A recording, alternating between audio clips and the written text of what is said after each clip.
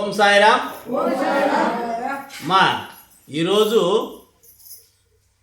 మన సాయి సేవ వృద్ధుల ఆశ్రమంలో మీకందరికీ కూడా భోజనాలు ఏర్పాటు చేసినటువంటి వారు మన వృద్ధాశ్రమానికి నిరంతర సేవకులైనటువంటి కుటుంబం.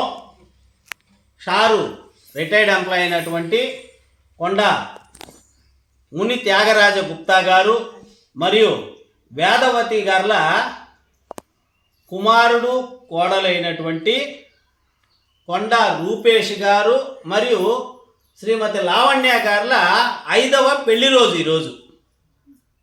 వాళ్ళ కొండ రూపేష్ మరియు లావణ్య గార్ల 5వ పుట్టినరోజు సందర్భంగా మన ఆశ్రమంలో మీకు అందరికి కూడా భోజనాలు ఏర్పాటు చేశారు. మనమందరం కూడా ఆ దంపతులకి మన పుట్టినరోజు వాళ్ళ యొక్క పెళ్లి రోజు శుభాకాంక్షల్ని మన చప్పట్ల ద్వారా ఒకసారి వారికి తెలియజేస్తున్నాం.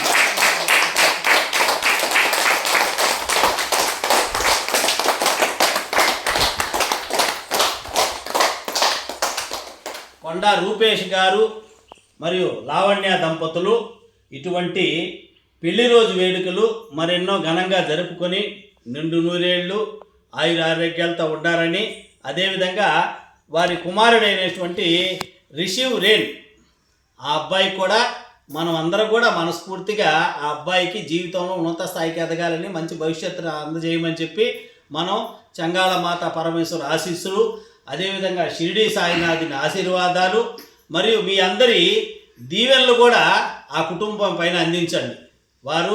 వారింట్లో జరిగే ప్రతి కార్యక్రమానికి కూడా మీకు అందరికీ ఎప్పుడు చక్కని భోజనాలు ఏర్పాటు చేసేటటువంటి సేవా కుటుంబం ఆ కుటుంబం. అంతేకాకుండా మన ఆశ్రమానికి ఎప్పుడు ఏ వస్తువులు అవసరమైనా కూడా సరే వారు నిరంతరం అందజేస్తూనే ఉంటారు. అటువంటి సేవా కుటుంబాలు ఎల్లవేళలా భగవంతుని ఆశీర్వాదంతో చల్లగా ఉండాలని మనం మనస్ఫూర్తిగా ప్రార్థించుకున్నాం. అదేవిధంగా ఈ మధ్యలో మన ఆ సేవకులైనటువంటి త్యాగరాజ గుప్తా గారు కాస్త అనారోగ్యంతో ఉన్నారు.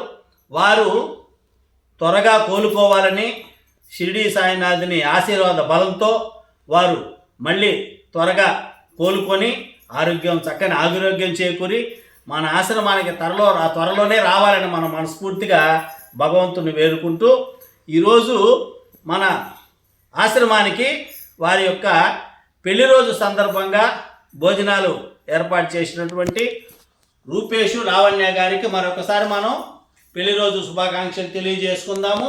అదేవిధంగా వారి రూపేష్ గారి తల్లిదండ్రులైనటువంటి త్యాగరాజ గుప్తా గారికి, అదేవిధంగా వేదవతి గారికి కూడా మనం మనస్ఫూర్తిగా అభినందనలు తెలియజేసుకుంటూ ఆ కుటుంబాన్ని చల్లగా ఆశీర్వదించమని భగవంతుడు మనం వేడుకుంటూ వారికి ధన్యవాదాలు తెలుపుకుందామమ్మా. అన్నదాత సుఖీ భవ,